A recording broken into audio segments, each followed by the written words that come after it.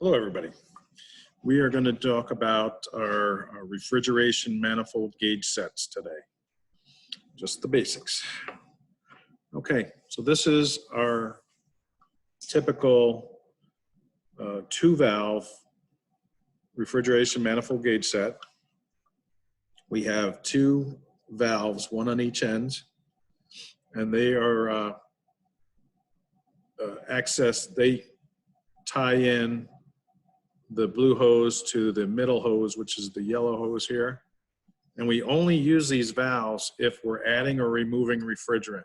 If you're hooking up a gauge set, you want your valves closed and all your hose fittings tight before you hook up to a system. Okay, on the blue side here, it's blue because it'd be the colder refrigerant and also the lower pressure refrigerant. And it's also known as a compound gauge because besides checking pressure, it can also give you a reading on your vacuum when you're evacuating a system. So the outer white ring is your pressures, okay? And as you can see, I'm at, the needle is at 0 PSI on the outer ring, and then it goes down further. So from here, from where that needle is down to the bottom here, that's your vacuum rated in inches of mercury. Okay, the colored rings, so we've got a green, a pink, and an orange ring here. Those are the different refrigerants correlating temperature.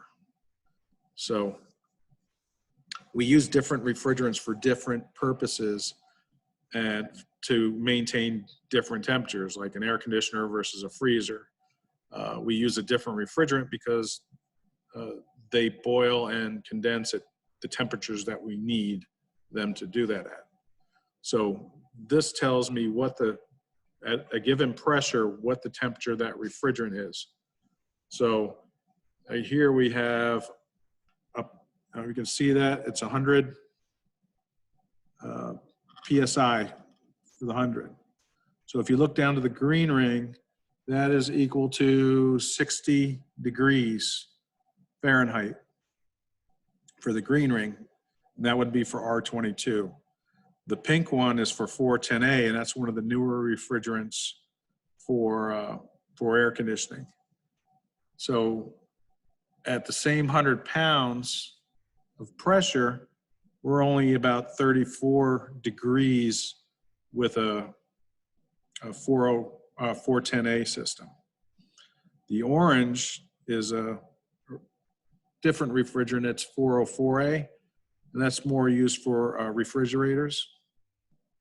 And at that same 100 pounds, we're actually reading about 46 degrees for the orange refrigerant, the orange band on the refrigerant. And the high pressure gauge, the other one, the 410, the compound gauge, you can see it only goes up to 250 and a max of 500. So you're not even going to read correctly from here up. So this one only goes to 250 PSI. This one, the high pressure side, goes from 0 to 800 PSI, and the same corresponding temperatures for those pressures as well. Okay, so when you're hooking up a set of gauges, like I said, you want to make sure all your fittings are closed and your valves are closed before you hook up your refrigerant gauges to a system. So that is a two valve manifold.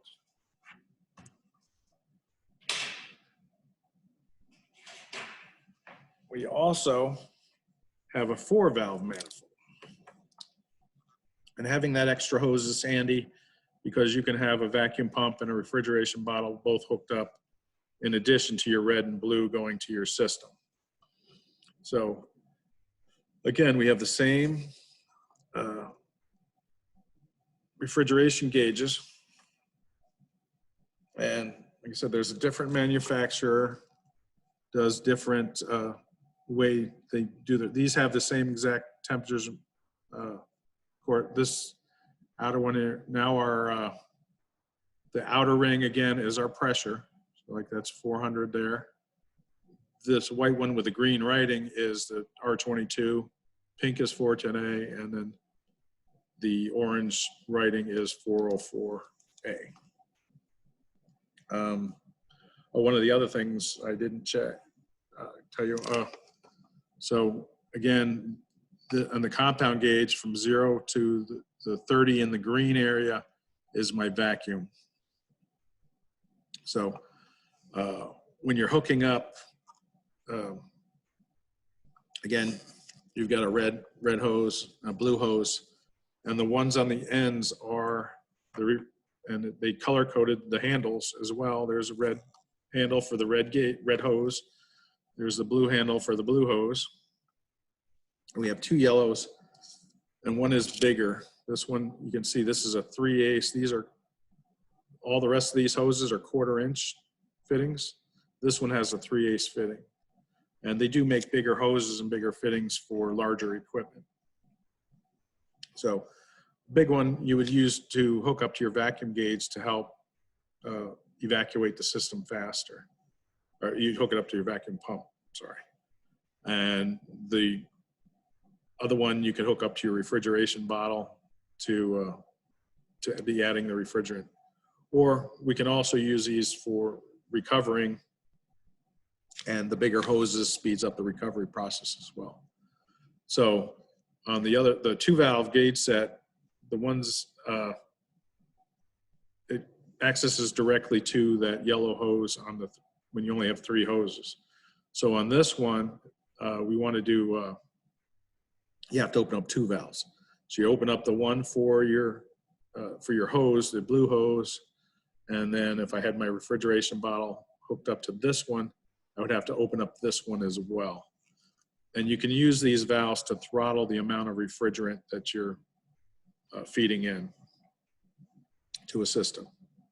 Okay, so that's basically how what we use for our refrigeration gauge sets. Oh, I have another one for you. So this is an electronic style. They come in different forms now, and they're really coming out with some sophisticated stuff nowadays. Oh, before I forget, because these are the old-fashioned analog style gauges, and they can get out of calibration sometimes. So if you can see where I've got this set for 0, and this one's set for, oops, pretty much for 0. If that gets off a little bit, there is a little plug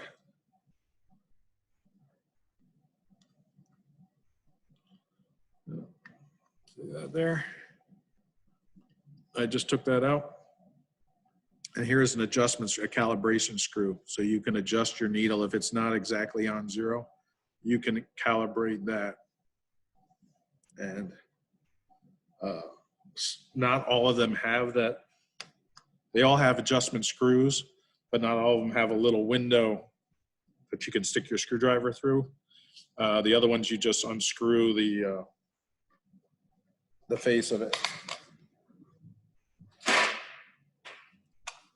So as you can see here, I don't have those little window things there. So this just unscrews, and you can adjust it right there on that slotted screw head. All right. So now we'll get back to the electronic gauge.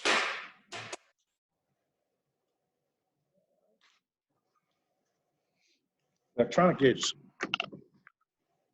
So instead of the gauges, we've got a digital display. And again, blue is for our low side. We have a blue hose and a blue valve. There we go. Yellow is usually the center, and the for the charging or evacuating. And then the red is for the high. It even says high and low on this set. Okay, and so this is my pressures, 0 pressures, and there's a corresponding temperature. And you can set the different refrigerants. So I'm refrigeration, and it's reading on the bottom. There's 408A, there's 409A. Let's go 47C. So let's go, I'll try 410A. Oh, I'm going the wrong way. So there's 410A. And 410A is what they call a near zeotropic blend refrigerant. This is going to be part of our EPA certification stuff. So the temperatures are just a little bit off. They're like 0.2 off. Let me hit the 0 button here. So yeah, so it's reading a -61 and -60.4.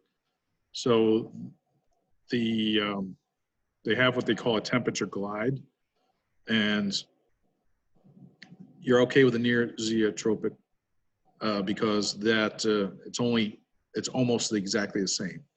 Regular refrigerants, which are called azeotropics, they boil and they condense at the exact same temperature. This, a near azeotropic, is very close, so it's not even half a degree. So zeotropic is our 407C, and you can see the difference in the temperature. 0 psi, it's 47 degrees in a liquid state, and it's 34 degrees, 33.9 degrees in a gaseous state. So they change at different, they change between a liquid and a gas at different temperatures. And that's what's nice about these gauges versus the refrigerant gauges, because you know, the standard analogs, because this will do that calculation for you. If you were using a straight analog set of gauges, we have what they call a temperature pressure chart, which will spell out what those pressures, what the corresponding temperature is. So for 407C, they actually have 2 charts, one for the liquid state and one for the gaseous state. So when I started to work on some 407C systems, this was really nice I didn't have to keep, when I'm checking my superheat and my subcooling, I didn't have to worry about that portion of it. They all have a hook, so you can hang your gauges on whatever you have. And this has a 0 button, so turn it back on. So if I had some pressure, this one of the cautions with an electronic set of gauges, and I have done it probably more than once, is if you have refrigerant trapped in your hose and you hit that 0 button, your pressures are going to be off. So before you hook up or before you zero out your electronic gauges, you make sure you open all these fittings up, make sure there's no pressure on them before you zero your gauge set out. Because if you have 70 pounds in there and you hit the 0 button, you're going to be 70 pounds off on all your readings. So that's the one main caution to watch for when you're dealing with electronic gauges. And I was very anti-electronic gauges for a lot of years, but I've since changed my tune, especially when I'm working on low pressure machines. First with the 407s with the temperature glides, but the low pressure machines, I found that they are much more accurate, and I actually like them now. You know, they did teach an old dog new tricks with this. And this also has, and they don't make this brand anymore, fortunately. So you can hook up your temperature probes. There's an electronic plug here, and they have clamp on temperature probes and for help, and it'll actually calculate your superheat and your subcooling for you with these. Like I said, I really like this set, and they don't make it anymore. I think the person who made them went out of business, and one of my temperature probes has gone bad, and I can't use that function anymore. So now along those lines with the hoses now. So one end is hooked up that goes straight up into your gauge set. The other one here is just a place to park your hose. So it's just a fake fitting that your hoses aren't dangling all over the place. And I've done that before too. I've taken the wrong side off and I'm like, well, what's going on here? You know? So don't do, just pay attention to that, because sometimes they put this in the back of it. Sometimes it's in the front, or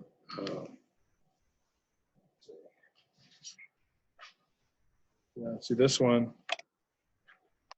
it's just a plate. Oops, sorry. Put the fittings on it. It doesn't go nowhere.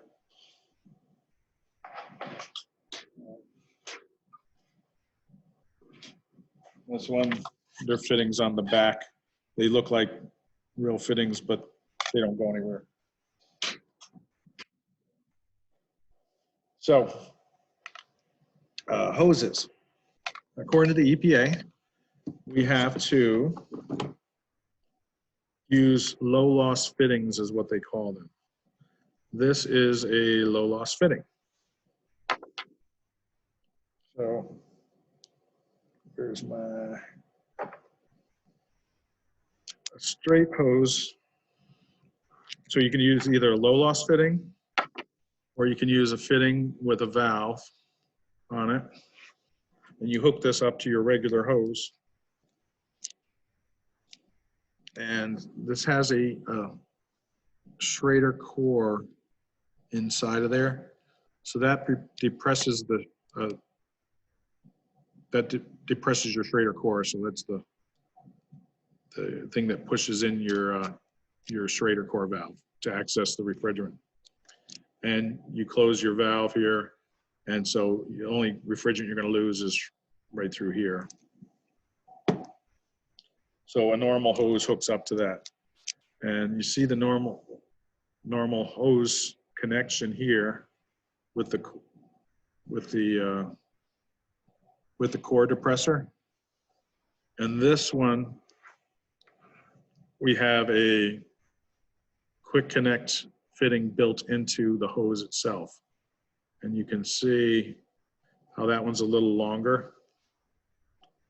And so you screw that on, and then it presses down once you get the hose started. I much prefer the ones with the built-in hose. And this you never want to hook up first without having your hose hooked up. Never did that before either. And they also make another style for automotive. So they have different fittings on cars. So that is another way to adapt the car to a 1/4 inch flare. Okay. They also make adapters. So like this adapter here. Sorry, I have to keep going backwards with my motion.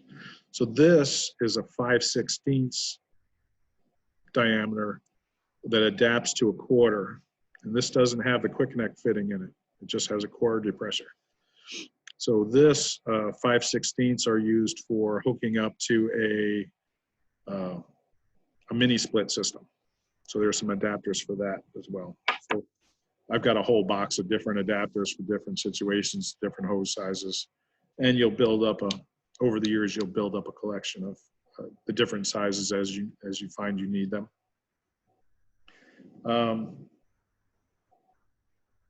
So one of the things you also want to do is, I don't know if you can see this or not, there's a rubber O-ring in there, and you see this one's damaged. So you can take a set of needle nose pliers and take that core depressor out, the brass part, and it kind of unscrews to get it out of there. And then you can pull out the piece of hose, the rubber O-ring that goes in there, replace it with a new one, and put the core depressor back in.